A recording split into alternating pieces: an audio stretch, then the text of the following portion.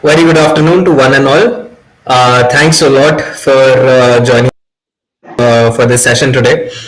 Some of you have been a part of since day one, but for the others who've joined for the first time, I would like to reiterate and welcome you all to this series that we're doing for the month of February. It's called hashtag F2F Lawyered on India 2021 and beyond. The idea behind the series is to bring together senior legal counsels and luminaries on one stage to discuss their experience of the past 1 year of pandemic in their respective legal fields and eventually discuss their learnings and takeaways from it to keep with them, something that they would want to keep with them for the rest of their professional journey. Today's topic of discussion is M&A Management, and we couldn't have had a better panel for the same. We have joining us Mr. Pathik Arora and Mr. Sumesh Dewan. I welcome you, Pathik sir and Sumesh sir. Mr. Pathik Arora is the Director Legal and General Counsel India for Senvion Wind Technology. Pathik sir has close to 2 decades of experience as a lawyer in various capacities in India. Sir has previously worked with Azure Power, which is a company, as their vice president. Sir has also worked with Hammurabi and Solomon as their senior partner before he jumped on to Senvion Wind Technology, where he's been for the past 2.5 years. Sumesh sir has also more than 2 years of 2 decades, of experience as a lawyer. Sir has previously been the partner for Desai and Divanji and Fox Mandal. Sir started out with his own practice called Lex Favios in 2014, and for the past 6 years, sir has been the managing partner. I welcome you, Pathik sir and Sumesh sir. Thank you so much for joining for the session today.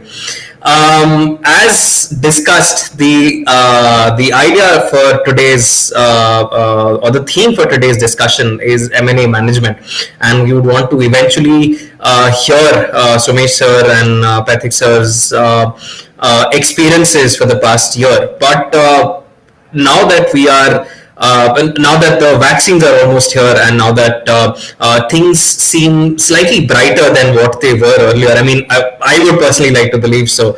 We're inching slightly closer to a relatively more normal world as we knew it than something that the past year has shown to us. So eventually, we would move on to what the legal practice in the field of M&A looks like in the years to come.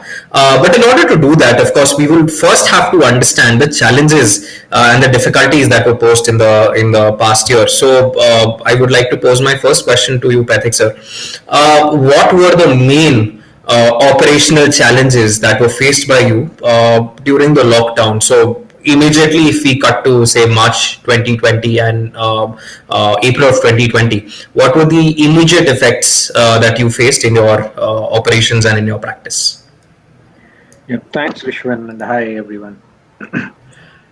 Yeah, Rishwan, as you said, it is always good to be optimistic and stay positive. I think if we weren't really positive, we would not have survived this I would say onslaught, because it actually came to us as an onslaught by this pandemic. Uh, it.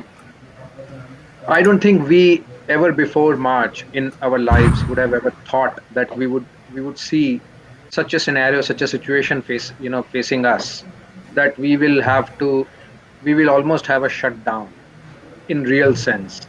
I mean, it was an international or a global shutdown.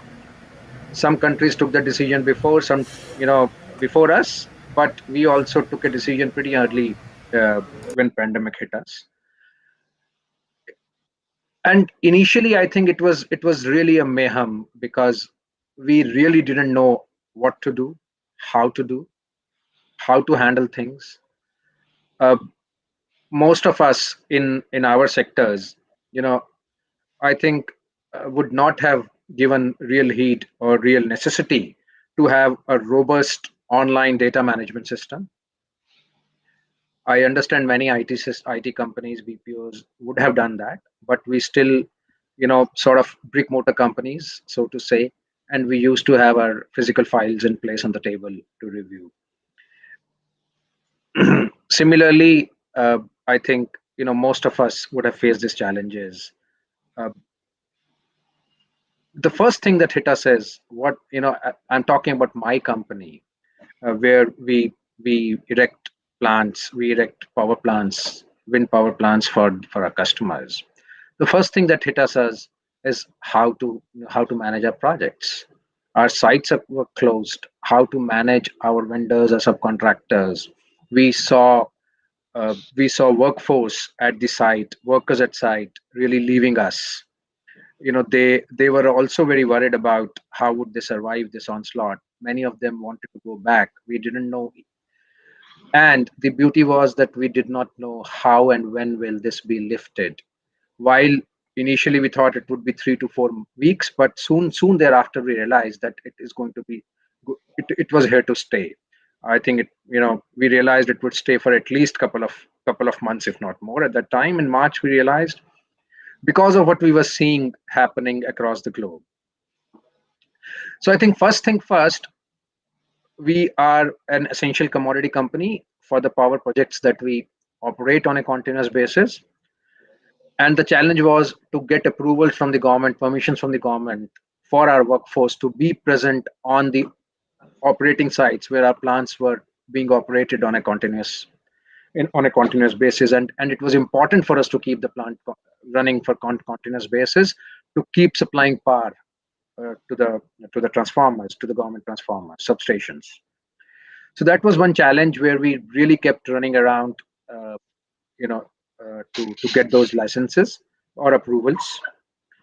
The other was, I think, I don't really see, a- I don't think there would be any business in this country who would not up the force majeure clauses of their contracts at that point of time to see.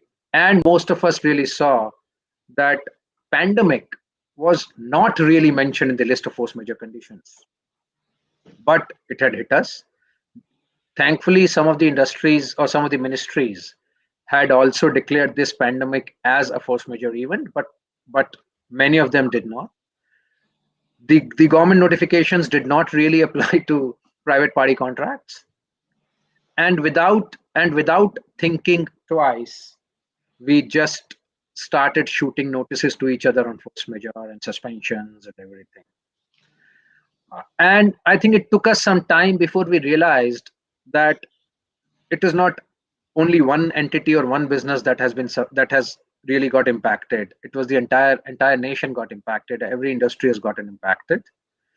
And then that sense prevailed in businesses, and then we started talking to each other as business partners and see how best could we really do business.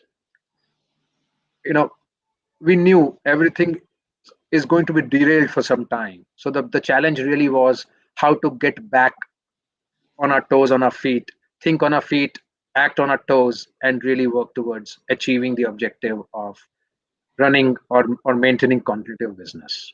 That was it, Trishwin. Thanks for sharing those insights from the perspective of your company, sir.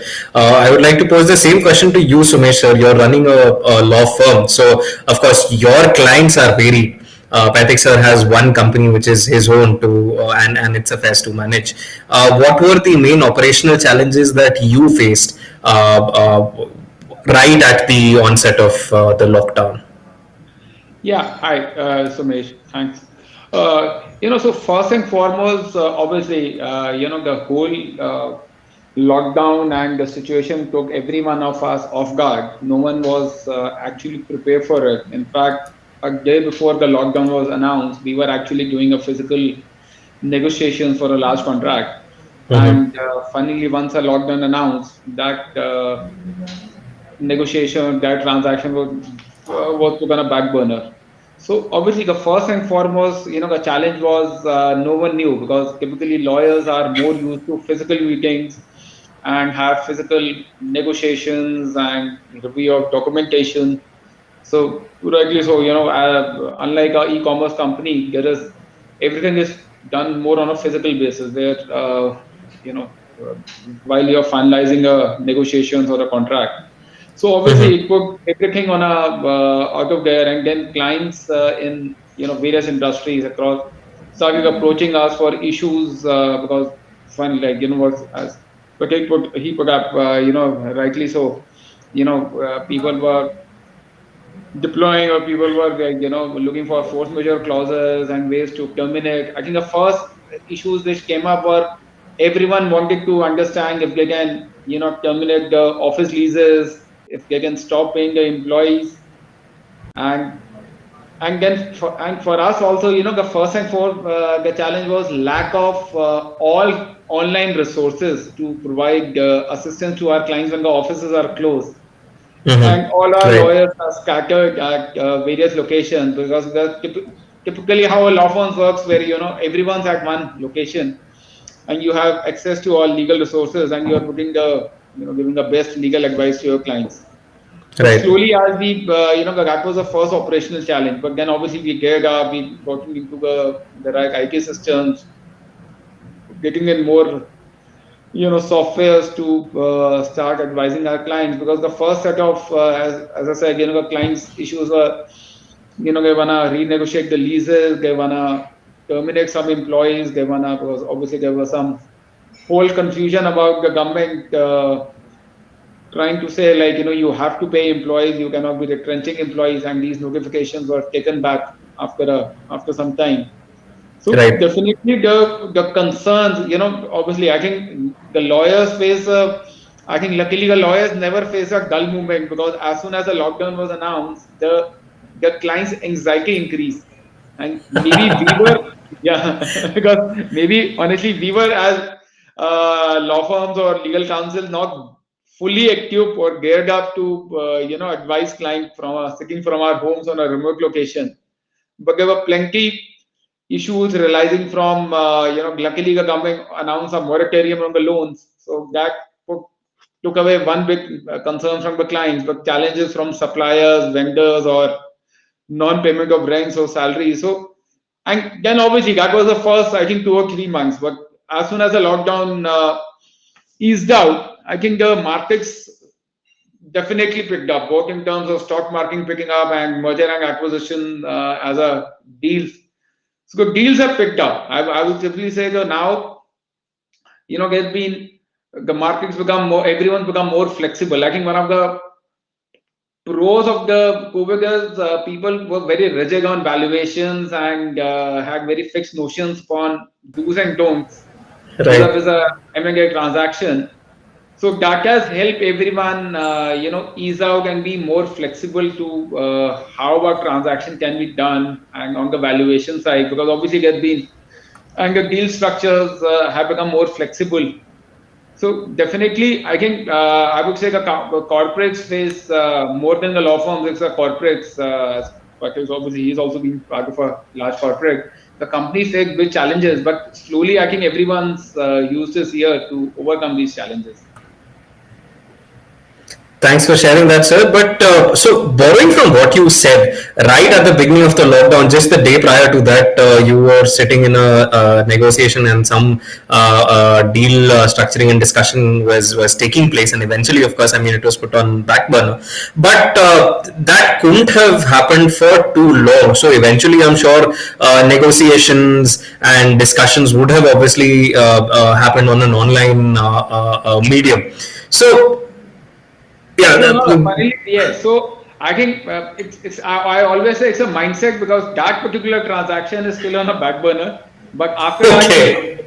we have the new ones we started, we've closed. So we've been luckily Uh-huh. successful in closing out a couple of large transactions, which wherein the mindset was like, the entire diligence and negotiations would be online.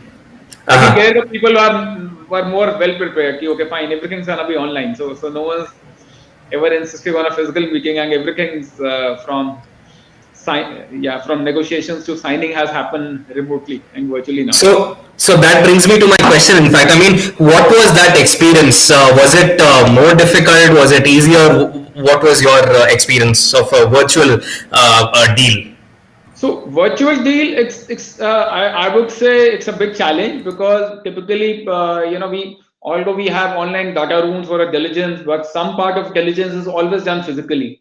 The entire bit of a legal diligence or a corporate diligence cannot be done remotely.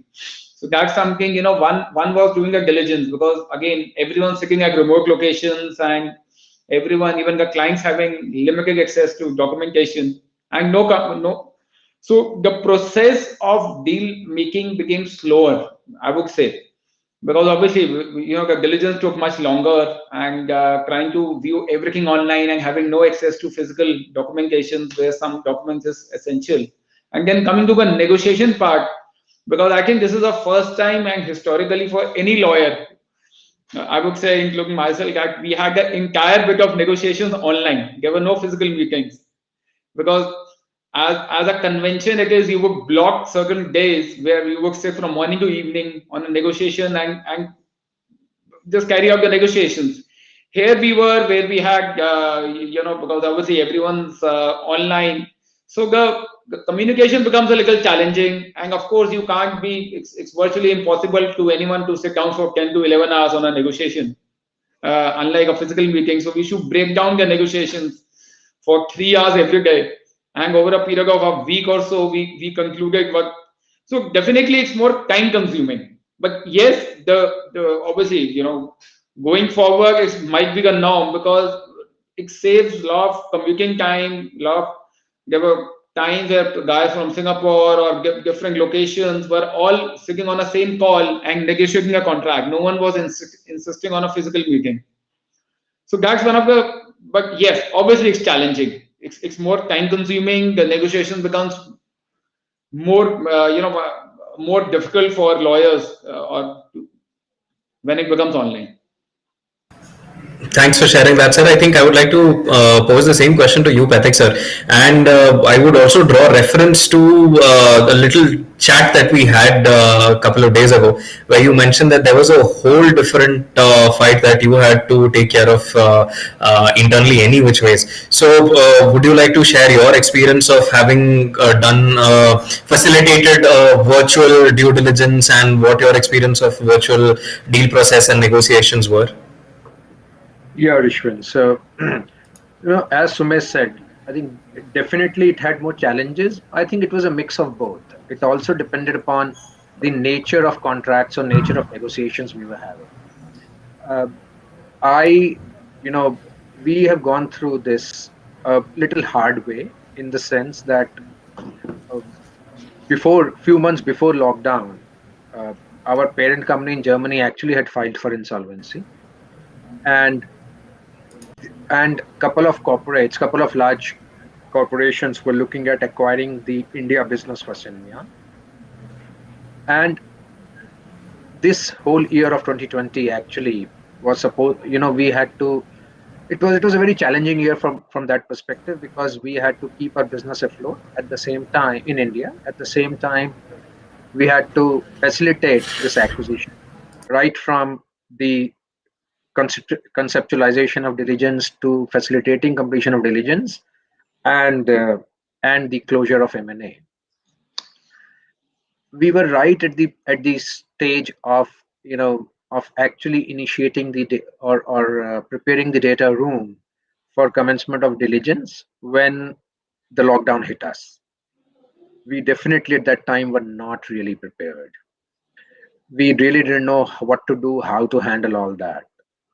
But I think, you know as they say, there is always, if you apply right method to madness, there definitely are certain ways that you find to do things up. So we somehow managed to create data room, and of course, the challenges that law firms would have faced in managing the volume of, that volume of data that ran into some terabytes, Right. carrying on diligence with the lawyers, with the counsels sitting, or their team sitting at different locations. I can understand that could have been a challenge in itself, but somehow, we managed that.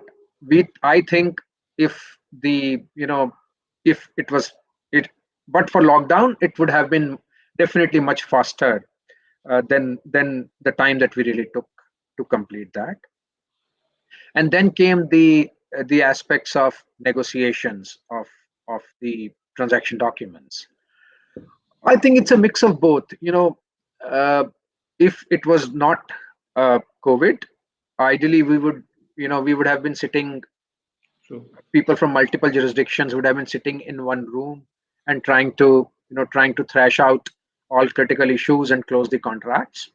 At the same time, I have seen, many times, uh, a lot of time is also wasted, when you meet physically, because then there are different discussions that start. Then we also spend some time having our lunches and drinks, so which which of course was curtailed here, because we knew we only had certain windows where we could manage time depending upon each jurisdiction.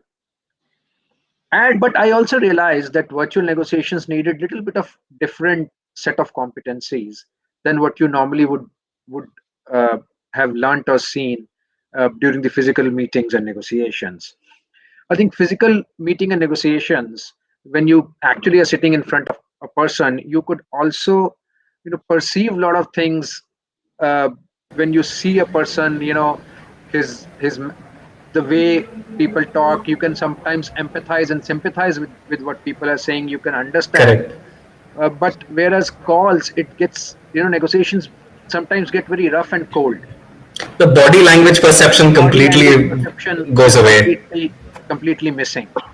Right. and Right. and from that perspective, I think it would have been, I think it would have been easier and faster to close this negotiation and sign the contract if we were in a physical room than virtual.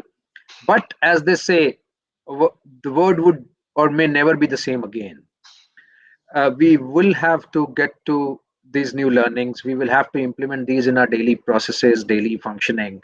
There are so many, you would have seen so many companies, especially large IT giants, who are now already talking about giving up more than half of their spaces, and allowing people to work from home, because they've realized that there are many jobs that can actually be done sitting at home. You don't need to be physically present in offices. Uh, and this would also mean that people also would draw some more comfort, uh, of course, depending upon the nature of jobs. So that has been how it has been, Ishwin. But I think, yeah, but I think the great learning, of course, is that you got to be prepared for every eventuality. I think this is one learning that I think we should always live with and remember, because I mean, at least for now, I don't think we going to hit any such more eventualities in the near future. Of course, future is uncertain. We don't know. I hope I'm not speaking too soon about it, especially with what some countries are doing last week. I mean, they have declared Yes. another round of lockdown, a severe lockdown actually. Some countries have just stopped all flights from many countries. So maybe, yeah, let's see. So that brings me to my next question. In fact, one half of it has already been answered by both Pathik sir and Sumesh sir. The question was going to be that, M&A in itself is a fairly lengthy process, but did this get accelerated during the lockdown, or did it get further delayed during the work from home period? And I think both the answers from your end concur to the fact that it has taken way more time. So I will have to twist the question a little bit to try and understand which all stages have been impacted in the deals that you have taken up. We So, can start with Sumesh sir. yeah, hi. So, first and foremost, because, you have to understand that, of course, we were in COVID time. So, if not for virtual negotiations, there would have been no negotiations, no transactions. So, having a Fair enough. physical presence or a physical meeting was not an option. So, definitely, we were only, we were testing times where everyone was in a separate or a remote location. So, that was the only way a transaction could have happened. But yes, the time taken was obviously longer, and there were challenges where everyone had to be accommodative to each other, because usually what happens is everyone from different jurisdictions come and week in one place, and everyone blocks their time. But here everyone, you have to be sensitive to different time zones, and everyone So that's the biggest challenge, because you cannot be having a 6-7 hours call because everyone is in different time zones. Right. So first and foremost, is when you start your transaction is a diligence. So since there are no physical meetings or a physical review of documentation, review of each and every document on a online, and especially at times when you are not even in office, and so the diligence process definitely took longer, because the other side also, the seller side, the sell side, these guys had limited access to information. So the diligence carried out for a period much longer than anticipated. And then we got into the negotiations. Yes, definitely the negotiations were longer, but as I said, one of the, I would say, the give takeaway is, there was, people, the clients were saving a lot of costs and time in terms of getting lawyers to travel. And two, Right. people were not wasting time over dinner, drinks, or lunches. And typically, if you had 3 hours or 4 hours, there was just 3 hours of negotiations. But yes, definitely, it's been a great learning experience. So the process been a bit longer, but I think everyone's, I would say, has learned from these experiences, and even with a stretch of a bit of time and taking a bit longer, lot of deals and have been closed by everyone in this testing times. I would like to pose the same question to Pathik sir now. Sir, what stages did you think were hit the worst in a deal? So I think you know I think it is a perspective in a way that some people really say that some of their deals they would have been able to close much faster than they could have imagined, or rather physical meetings and negotiations could have taken more time than they actually took to close a deal, because they could clearly focus on the negotiations during the entire discussions or calls, uh, and not really, not really diver, have their concentrations shared. Me personally, the deal I was talking about for Senvion, I think the diligence process took exceptionally long time to close. Uh, as I said, one was the creation of data room, because all our hard documents were lying in the facilities. So it took time for us to create data rooms and collate those documents in those online data rooms. Then the challenge of lawyers conducting diligences. Sometimes the challenge on technology, because everyone was sitting in remote locations. And initial 1 to 2 months, we also realized that at many places, at many homes, you know, network was really acting up, because maybe because there was lot of pressure on the home networks at that time, that the real capacity was not coming over, not being utilized, or whatever. So downloading of documents to review of documents online, it so diligence per se really took lot of time. I think if we were sitting together, peop, uh, people would have gotten their clarifications much faster on contracts and other documents on the due diligence. Here there was a lot of to and fro over emails and calls, and then availability of people, uh, from jurisdiction or from time zone perspectives. Everything became a challenge. Negotiations again on the contracts. I think the biggest challenge was the time zones, because we were dealing with jurisdictions like Europe, India, Middle East, US. So coming together on a single timeline was definitely not easy. You could only get few hours in a day, where everything, or where everyone would be comfortable joining in. So these were a couple of challenges, but I think just a lot of learnings here, and Uh-huh. going forward, a lot of costs could really be saved by having virtual discussions and negotiations, closure of contracts, uh, depending upon the nature and quantum of contracts and negotiations. I think people definitely would take a call on travel, and business travels. We will really see, I think, being much more much more efficient than those were previously. Right. Any particularly peculiar instance that you can think of in any of your deals that you'd like to share with us? No, I think there's no particular instance that I would, want to pick up and share here. Uh, Mm-hmm. Many times it has happened that uh, that I have spoken for 5 minutes, and after that suddenly someone calls and says, "Oh, I could not hear anything." So Oh, some so so so you also have liberties to to get off your network if you do if you want to. right. Yeah. So, but overall, the experience has been good. People have really worked hard to achieve their objective. One of the one of the reasons I think was, as Sumesh rightly said, that there would not have been any other possibility. You had no option. You had to close it, and Correct. virtual meetings and virtual discussions were or virtual work was the only option for all of us. And since we had to do it, we had to do it. So everyone really worked hard to get aligned or get used to this new way of working. And and now I think we have come a long way in that. It's almost going to be a year now. We have already, we almost spent 11 months working remotely.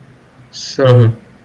as I was, jokingly telling you, we have gotten, at least in India, we've gotten so used to uh, COVID restrictions and COVID times that now sometimes we don't realize we drink sanitizer instead of water.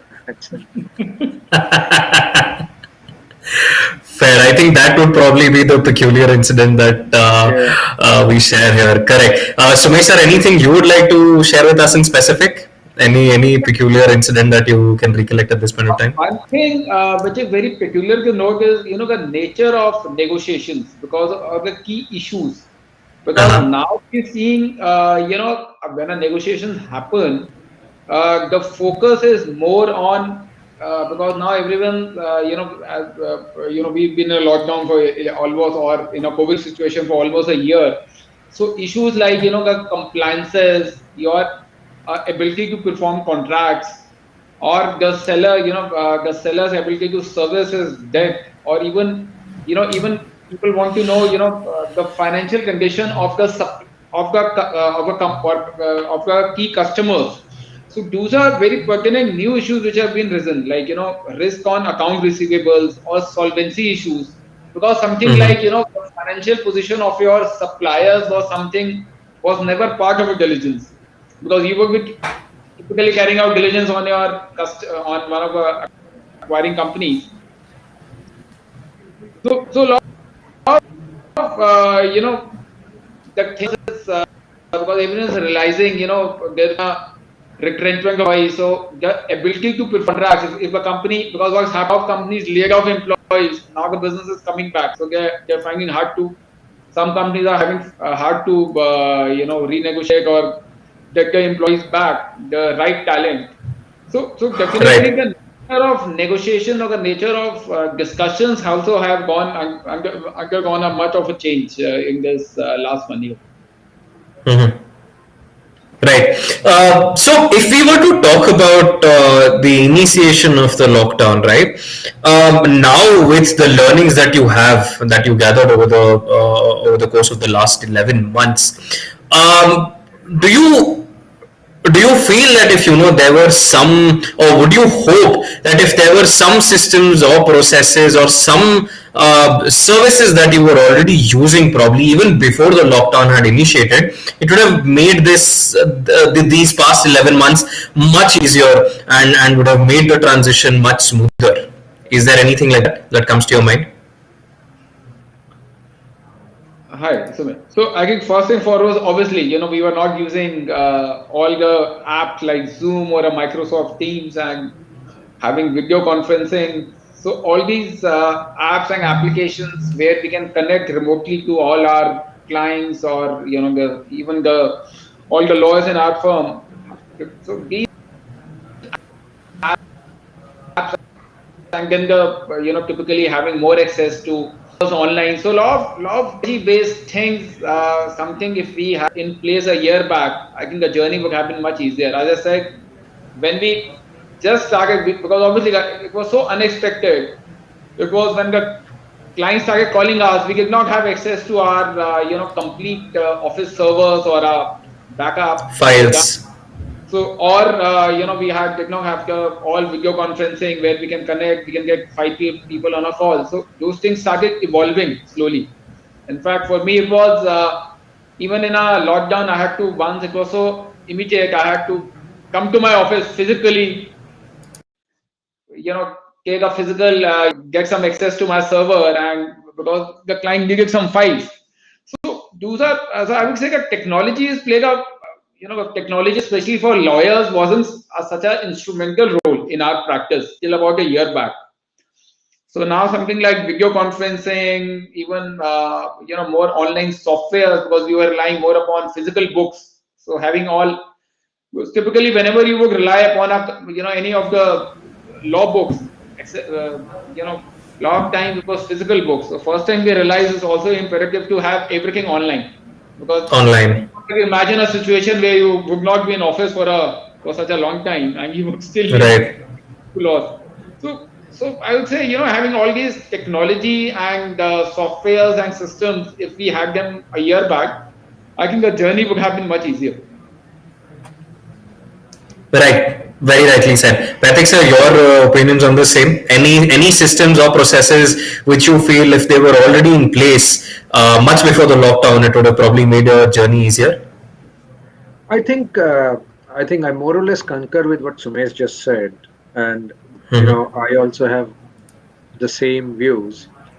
I would say, as I said, online data management would have been definitely de- definitely much would have helped, would have been much more effective to manage data, be absolute responsive on any question or any concern that is being raised by any department or the board. Uh, Similarly, I think if we were using some online compliance management tool, that would have been definitely much better. Uh-huh. Getting into office, having access to office got really difficult to. So keeping a tap on compliances, especially in a sector that we work, which is highly Right. regulated sector, Uh-huh. would have been a lot easier than the challenges that we had to face initially. And of course, then uh, we were, while I think most of us have been used to Skypes, business Skypes, and all these days, but still, I think the we were finding little challenging to work at the right app, or to to have the right app, to have people from multiple jurisdictions logging at the Right. same time. Initially, I think Zoom, we all liked Zoom, and then suddenly there were some data privacy issues that surfaced on Zoom, so we had to shift to Teams. Mm-hmm. Last 6 months, Teams is what we are using, and that's been working very, very, very fine. But I think Uh-huh. these have been technological challenges. I think if we had some time to really prepare ourselves better, we would have done even better than what we could do during this time. Right. It's funny because sometime back I was having the same conversation with somebody else, and there was a very apt point that this gentleman pointed out, and it's a great food for thought, that the systems and processes which we're talking about, they have already been in place for a while. There was nothing new that was invented during the course of the past 1 year, except of course for the vaccine. All the technology, fast Wi-Fi, apps like Zoom and MS Teams, or probably if not them, some of their other contemporary competitors, they've already been there. Yet somehow the entire industry or the entire workforce for that matter. I think it would be unfair to hold just the legal industry up to those standards. Nobody really thought of actually seriously picking it up, and now suddenly everything's become very mainstream. So that's something that we should really pay attention to. We need to probably start keeping up with the times. No, I think Absolutely. you would say even like, people have now, everyone's paying online or using, online methods of payment. The cash has reduced. So again, that's this question of something, the need of the hour. Because we were, Right. of course, the legal world never worked on virtual meetings or virtual negotiations. That's something, yes, Mm-hmm. we were forced into it, and probably now it's gonna be a mix of two. I think now we've seen it. If we won't go absolutely back to physical meetings or just stick to virtual meetings, I think now going forward in coming years, it's gonna be while we adapt to the technology, it's gonna be a mix of technology and back to some form of physical meetings. Right. Pathik sir, I think you had something to add here. No, no, I was just saying that that's pretty appropriate what you just said. We had the Uh-huh. tools, but as they say, change is constant, but Correct. adaptability to change is the most difficult thing for us human beings. So we are very happy, you know, doing things our own ways uh, till till the necessity really hit us, and then we realize, oh, Right. I think moving on to the main question, the main point of discussion why we're here today, we've discussed a lot about the individual and the collective challenges that you faced in your own practices and specifically with respect to deals. Now, finally, with this, the data of almost a year that you have, what are your key takeaways and your key learnings from this entire experience? And specifically, we would want to know something that you would want to keep with you for the rest of your professional journey. as I said,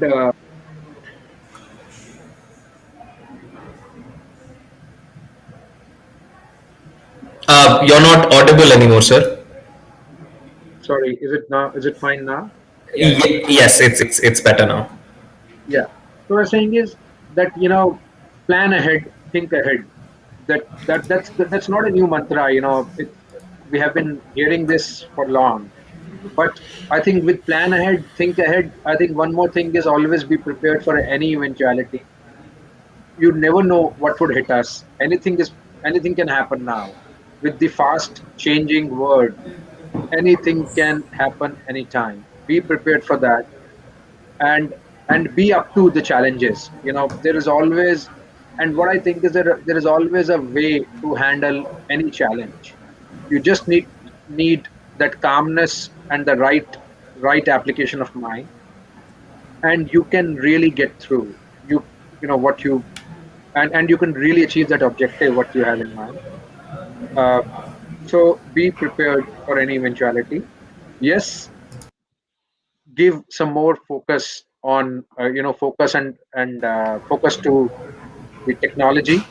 Be more technology oriented, because that's the need of the hour.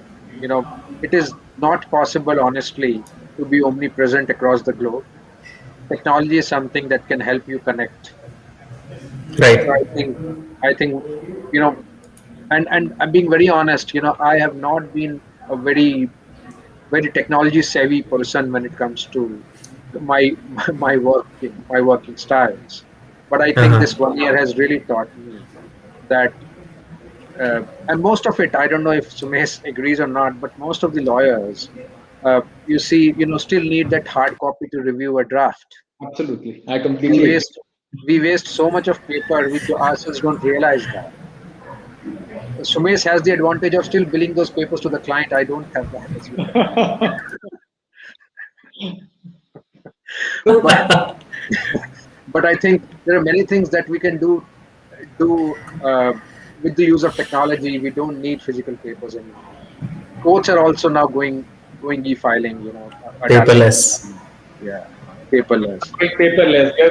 They're increasing your workload. I'm sorry. I'll leave to the folks are saying, please file online and then also come and give us a physical copy. Yeah, But you won't Correct. get a physical copy unless you've given us online filing.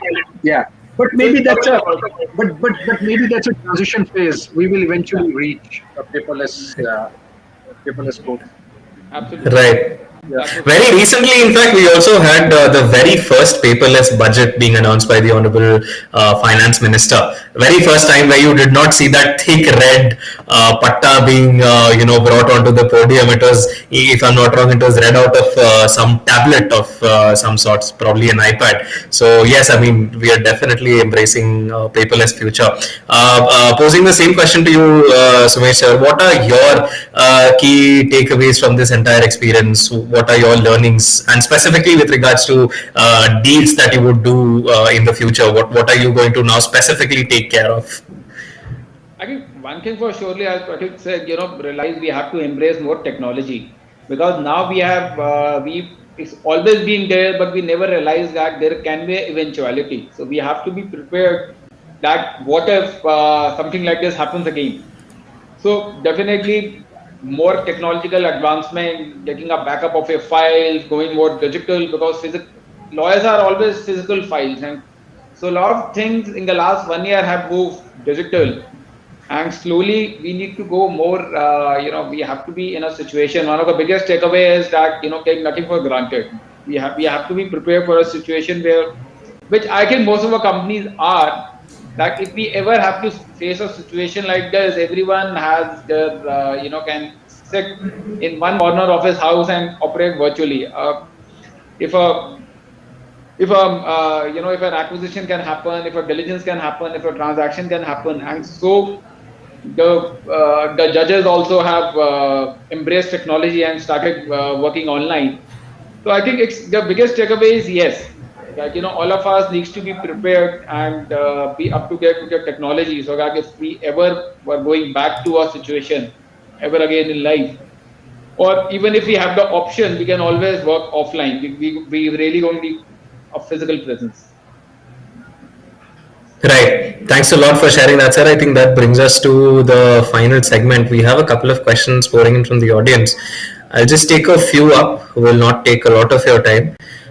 So this one question specifically asked by Mr. Sharan, and this is an interesting question.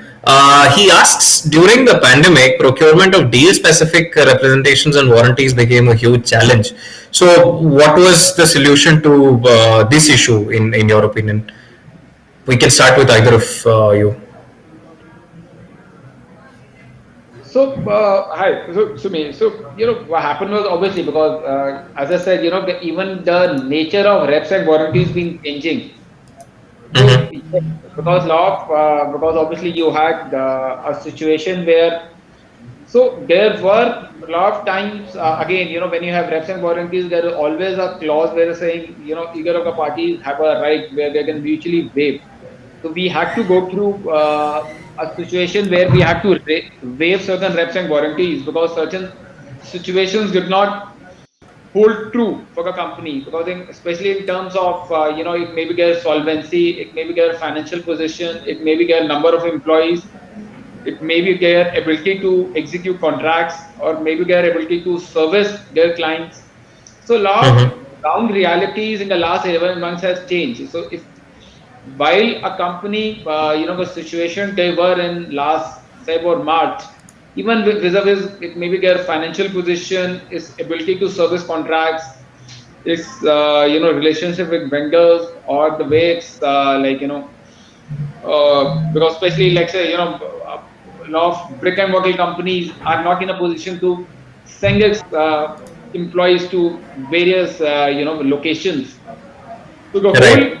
dynamics of a M&A transaction have dealt, and luckily we have, and even even things like definition of material adverse impact has changed. So a lot of times, yes, but as I said, we always keep a leeway where where parties have mutually agreed and waive certain conditions. So surely the reps which were agreed, probably when you were in negotiations in last February or March, has surely undergone a lot of change. and some of them are not even relevant right now. All right. How about you, Pathik, sir? Would you like me to repeat the question? The question is there, uh, but I think I just lost it. Sure, this one, sir. Yeah, so procurement of deal specific reps and warranties. You know, I honestly, with due respect to Sharna, I don't think that was a lot of. I mean, why would you really have a lot of challenge in providing deal specific reps and warranties? Because when a deal is happening, and I assume he's talking about an M&A deal, when a deal is taking place, uh, how would COVID have an impact on? At best, what you can put in is on a specific. You can always have a carve out or an exception, force majeure exception or a pandemic exception to closure of Uh-huh. reps, to achieving the reps and warranties. But as far as procurement of deal specific reps and warranties are concerned, uh, if you're doing a deal and if that specific rep or warranty is critical or crucial for the deal to happen, you definitely the other side would ask for it. You can always maybe how we have in one of the particular instances, if I can give, I can't really talk about the precise rep or precise warranty for that matter, but what we have really taken as a carve out is that in case because of pandemic, if say we needed some approval from a government authority, and we have warranted that we will obtain that approval before the closure, but but if there's pandemic and the government office has not opened, or they are not really working to their optimal capacity and it's taking time, then it's taking time. I mean, then you either waive that off, and it would depend upon who blinks first, in the sense that who is, for who is the deal more critical, or you find a way out and keep that as a condition precedent and keep some economic value to that, uh, Uh-huh. to that condition subsequent for that matter. Right. And that's how that's how you would really come over with this. Right. Thanks a lot for that. I think, I hope, Sharna, the question has been answered for you. We just take one more question. I think this is again something being asked by Pooja. Pooja asks, how did companies cope with exposure to unmeasured economic liabilities and risks due to coronavirus? Yeah, so uh, essentially, you know it is again about how have you really managed your contracts. If you have managed your contracts well, Right. it is all about contract management. If you know your contracts well, have you covered your in your contracts, have you covered yourself for such eventualities, for such pandemics and such other events, where you have rights to suspension, you have rights to termination, you have rights to force majeure. uh, you know and it's about putting yourself in a bubble, so to say, and protecting yourself from external forces of either a claim on you, or by your customer, or a claim on you by your subcontractors or vendors. And and how do you really close that loop? I think that's how it should matter. And if for a new contract, as I said, for a new contract, I think it's again about negotiating the right contract, so that you have provided all these exceptions uh, for performance. Right. Anything that you would like to add to this, Sumesh sir? No, as Patrick rightly said, it's a way you draft the contract. Typically, a contract would have clauses for termination or performance of certain conditions. If during COVID time, especially, if certain conditions have changed or the certain ground realities have changed, so the acquirer have the option, which we've seen. Either they have acquirer to understand and accept the new conditions, the change scenario of a company, or simply exercises termination rights. Because obviously, every transaction, even when you sign a any acquisition agreement, it's is subject to certain conditions or certain conditions being met by the company. So if these ground realities been changing, in fact, we've also been we've gone. Some companies have gone as far as renegotiating the valuations also, because valuations been hit. So it's all, Okay. as rightly said, it's the ability of the contract. How much leeway the contract has. Is it a what? It's do you have the ability to go back? You can renegotiate or terminate in case the conditions are not met, and that usually happens where every contract is not absolute. It is subject to certain conditions being met or certain things happening. Correct, So there, correct. Rightly pointed out. there's always that leeway where you can go back and either accept the new situation or decide to walk away. Thanks a lot for the answers. I hope, Pooja, the question has been answered to your satisfaction. I think that brings me to the end of the session. Any parting thoughts, Sumesh sir, Pathik sir, we would love to hear before we wrap up the session? Yeah, so I would like to say, we've been talking all about, the challenges we face in the last 1 year. But surely, as a parting thing, I'd like to mention one interesting situation happened is because of the COVID scenario, the valuations, which may not be the best thing for the companies, but probably it's a very good thing for a lot of companies also, where the valuations have, there's been a change in valuation. So the M&A activity has picked up. The companies, lot of promoters who were rigid about valuations or not selling companies. In fact, we've we've seen some of the assets which were on the block for the last 4 or 5 years. They are being sold now because, especially hotels or travel companies or a lot of companies or real estate companies where the valuations have taken a hit. The activity has picked up because people have realized it's not it's not a very wise thing to be very rigid about the valuation part. So if someone wants to sell a business, they're more flexible now. So that's actually helped the market revive in a way where a lot of deals were not happening at a certain price, but the price point being becoming obviously more attractive. So that's seeing more investment also coming in the. I think a lot of more investment is happening. Pathik sir, anything you would want to share just as parting notes? I think a parting note, I would say that we all need to develop this habit of out of the box thinking, uh, which is really need of the day, or need of the times to come, so to say.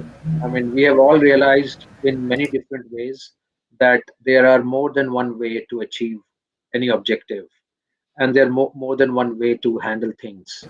And Correct. yeah, so I think it's out of the box thinking is what really matters. We as lawyers, anyway, have this extra responsibility of advising our own managements and advising our board and shareholders from various legal and process perspectives. So out of the box thinking, or or or thinking beyond what we are currently used to, and providing ways of handling things is going to help us a long way in really achieving the objectives in better ways, and being effective for the organizations we work for. Very rightly put. Thanks a lot for sharing that. With that, I think we come to the end of today's session. I thank both Pathik sir and Sumesh sir for taking time out of their busy schedules today and joining us in the middle of a work week, in the middle of the work day, in fact. Here is a small token of appreciation. Pathik sir, thank you so much for sharing your valuable insights and thoughts. Similarly, we thank you so much, Sumesh sir, for all of your experiences that you've shared with us today. It will greatly help our audience navigate the entire sector better. And thanks a lot to the audience who've joined in today and shared their questions. You've made the discussion much better, contributed to the discussion. Thank you so much. I hope you have a great day. Thank Yeah, you. thank you. Thank you.